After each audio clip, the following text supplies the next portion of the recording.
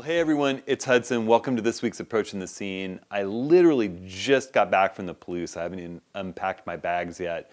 From a really phenomenal workshop. Lots of dramatic skies. For those of you that don't know, the Palouse is a region of rolling hills and beautiful farmland that's kind of reminiscent of Tuscany, but with old town, Americana, little farming towns and farms. And I had a really great workshop there. So I'm going to just kind of take you on a little trip through the Palouse, give some tips and tricks for people that are thinking about visiting and photographing there.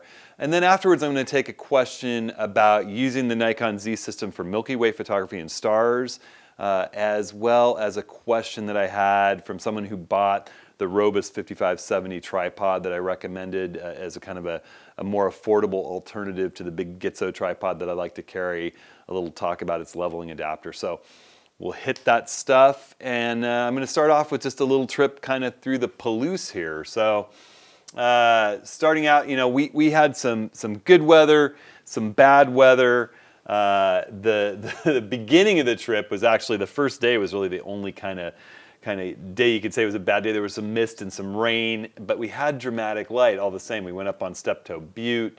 And got a break towards the end of the day with some really beautiful light. And that's a place you have to go if you go up to the Palouse.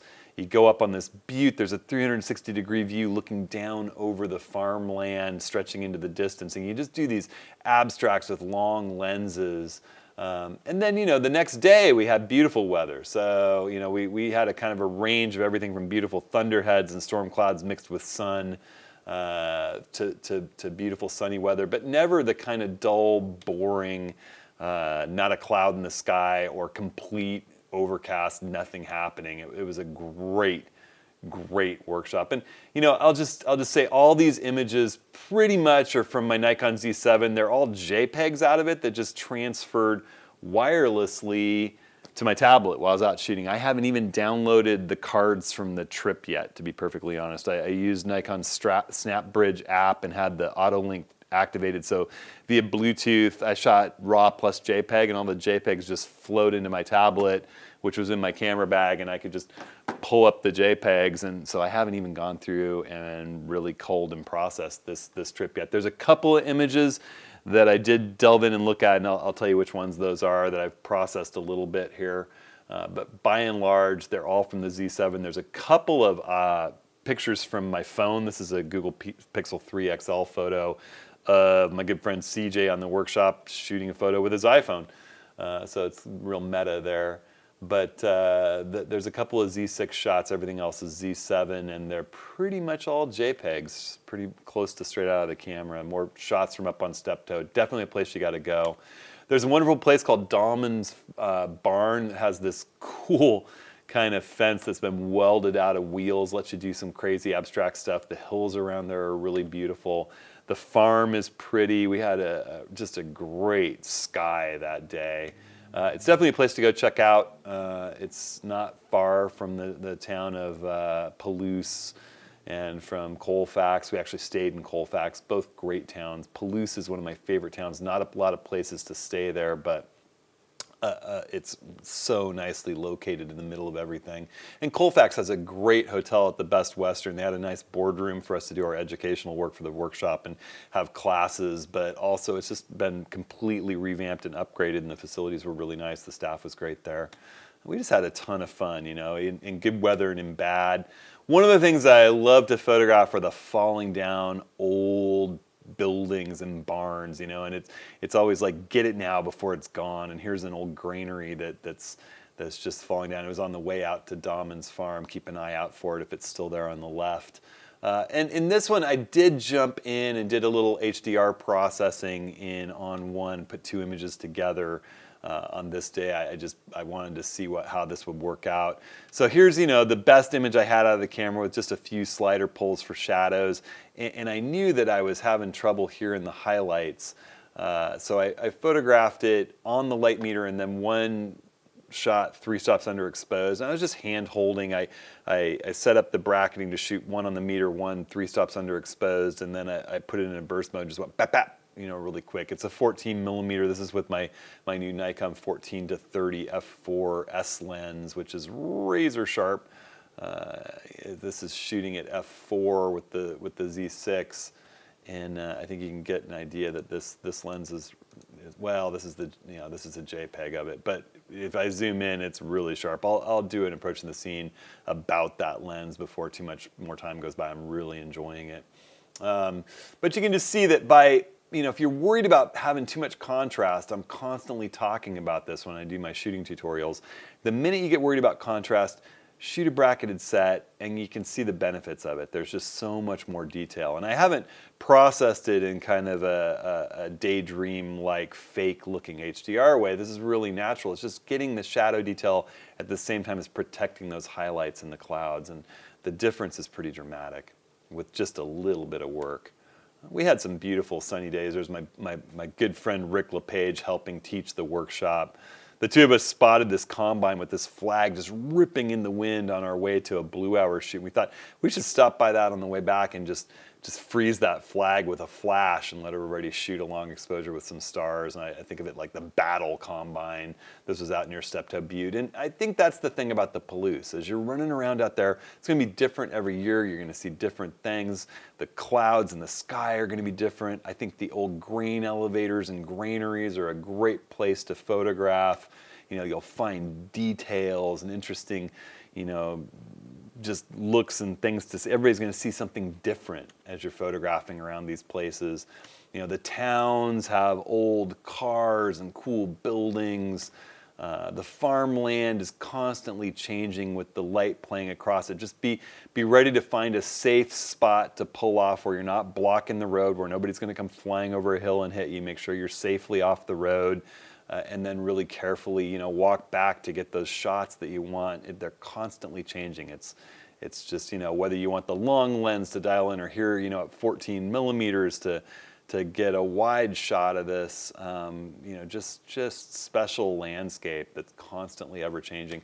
We had a day where there was, kind of shifting light up on Kamiak Butte, and we went into the woods and worked in kind of a little bit of overcast with a soft overcast, real high overcast with light coming through it directionally, but it made for really nice kind of macro detail shots.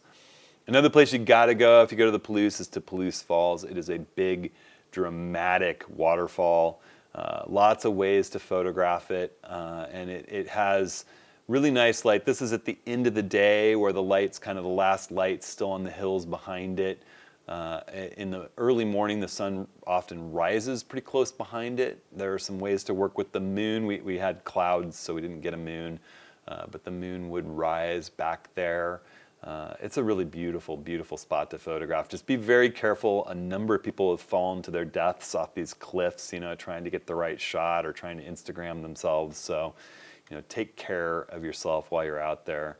It really is a beautiful place to photograph and just spend some time. And we had just one heck of an epic sunset driving out of there. It was, we didn't have anything to put in the foreground aside from hills, but sometimes, that background is just enough on its own. So that was sort of heading on out. And then one of my favorite things was actually just photographing this tree that we found out in a field at blue hour, and as the stars came up, and then to our surprise, the moon, we knew the moon was rising, but it came up through the clouds and was kind of this nice diffuse light, still putting some light on the landscape through the clouds, and we just got a really special shot of this tree. I did a little bit of light painting with just a lume cube turned down really low to just add some detail to the bark and the tree. And I photographed this with the Nikon Z6 because it's so good in low light. It has such a clean, high ISO image. And I actually used a new lens that I'm working with, and it kind of leads me to a question about using the Nikon Z cameras, the Z6, the Z7 for astrophotography. The Z6 is going to be my favorite. I think 24 megapixels is generally plenty, and it has such a clean, high ISO image that I barely need to do any noise reduction most of the time.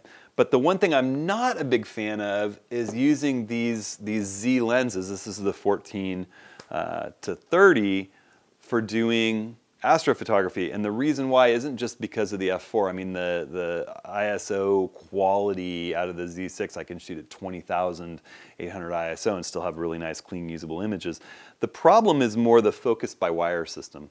And what do I mean by focus by wire? Well, you know, if you think about the way that a bicycle works, where there's, you know, a cable connecting your derailleur to your shifter, your brakes to your brake handle, or hydraulics connecting that. It's a direct system where you're actually making something move to activate something. That's how most of our older lenses were, certainly manual focus lenses. You turn the dial, it moved the parts inside. The newer lenses that Nikon's making for these Z cameras have an electronic focusing system. The camera's sending an electronic signal. Electronics in the camera are moving the lens. It knows where infinity and close focus are. And they're really high quality optics. They focus really close. They're razor sharp edge to edge. There's very little focus breathing in any of them that I've used yet. There's very little chromatic aberration. They're really outstanding lenses, all three of them that I have. The 24 to 70 f4, the 14 to 30 f4, and the 50 1.8 are all just amazing lenses in their own right. But when you're in really dark conditions and you want to nail infinity, you want to make sure that the stars are perfectly sharp, it's really difficult, you know, even though the mirrorless viewfinder is very bright, and if you have a bright enough star, you can focus in and focus on it. I would much rather work with a manual focus lens, and I've actually been thinking, you know, I don't need to haul the Nikon 14 to 24 around anymore, as sharp and high quality as this 14 to 30 is, and it weighs about a third as much. But I want to be able to do Milky Way work, and so I actually picked up this Samyang, because I'm thinking of getting rid, or this is a Rokinon, but they're made by the same company. Samyang and Rokinon are essentially the same. I picked up this 14 millimeter 2.4 lens. It's a little higher quality, kind of made for astro Rokinon lens, and that's what I photographed this tree with, and I did some testing out in the field, and it is razor sharp with almost no chromatic aberration or coma, where you get kind of stars that look like little birds, or like they have little wings coming out in the corners. This thing's actually better than my Nikon 14 to 24 for that, and me comparing images with stars in it. I can't wait to do some Milky Way work with this. So people, you know, I got a question from Bob recently about how do I like using the Nikon Z cameras for stars in Milky Way. And the honest truth is that with a lens like that adapted, a manual focus lens, and I'm sure that there will be Zeiss and Voigtlander and Rokinon lenses coming for the S mount for the Nikon Z cameras in the not so distant future. But for right now, just adapting that F mount Rokinon right through the FTZ adapter, it was fantastic. You know, I've marked that lens before I took off for the Palouse. I went out, focused it at infinity in really bright light, taped it down, and then put some little strips of tape across and X-Acto knifed where they rotate. So you see these little pink bits. I've got 3 of them on here, and all I need to do is turn it so that this one is on the focus point and that the other 2 are lined up, and I know I'm at infinity, having done that test. So that works out really well.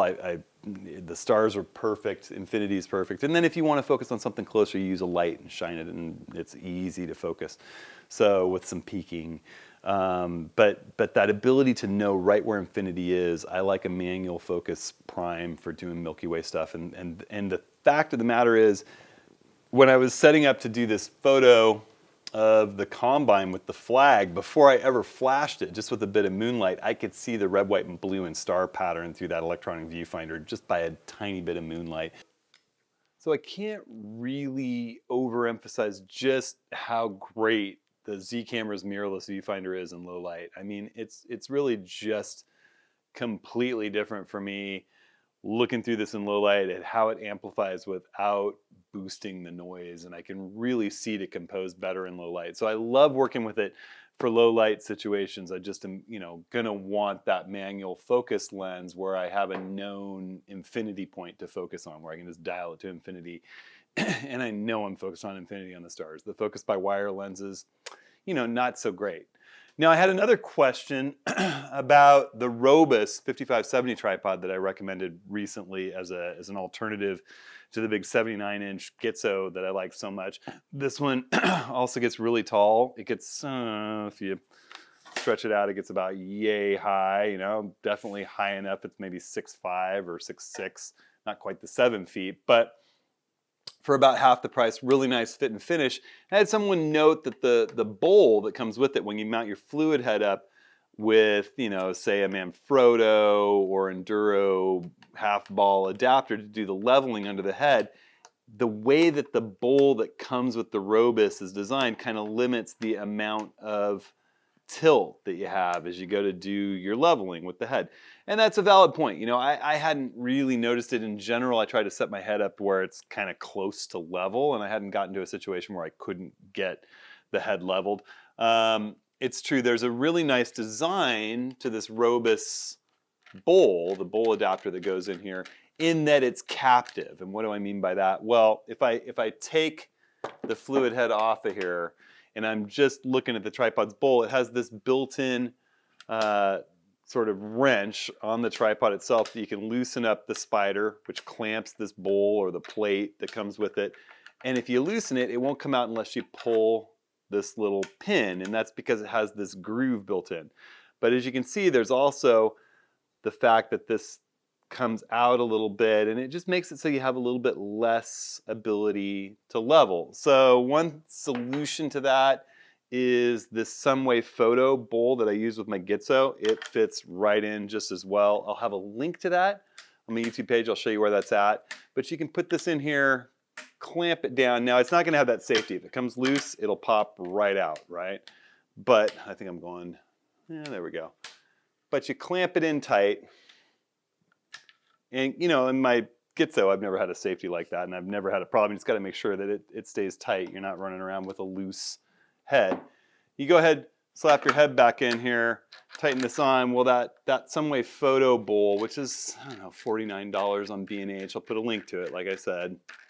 That's going to solve, if you need more movement, it's going to let you do quite a bit more tilting to get level. And if you're wondering where that's at, it's right here on my YouTube videos. If you just go and click show more. If you're on mobile, just go scroll down and you'll see my description. If you really go into the description, hit show more, I put links to all of my gear on every single video. And on this video, I'll put a link just to that bowl leveler along with links to all my other gear. So anyhow, this has been a fun approach in the scene. I love talking about the Palouse. The Palouse was just wonderful. You know, when I went and scouted it in preparation for doing the workshop last year, I had a really good time. This year with the group of students, it was just so much fun out there. It was a great crew. I want to thank each and every person that came on the workshop. You really made it an incredible time. So this year I've got workshops still coming up in about 3 weeks. I'm going to Bandon. That workshop's sold out. There's a wait list though. There's another one to Olympic National Park coming later in the summer. That one's got a wait list going for it too. And I'll be releasing workshops for Moab and Patagonia in the fall. Potentially one in early fall in Portland too. That one's a little bit on the wire with some other commitments that I have and some projects and assignments that I have. But Patagonia and Moab are for sures. If you want to learn more about that, you can jump over to my website. You go to photo training. Workshops is a link there. It's going to show you all the open workshops. And if you want to get put on an advanced notice list before I put the word out to everybody else, you can click on those workshops that say coming soon. And it'll send me an email and I'll put you on the advanced list so you have a little prior warning and a chance to get on those. I already have building lists for all the workshops that are up as coming soon. So, hey, thanks everybody. Thanks so much for watching. We'll see you next week.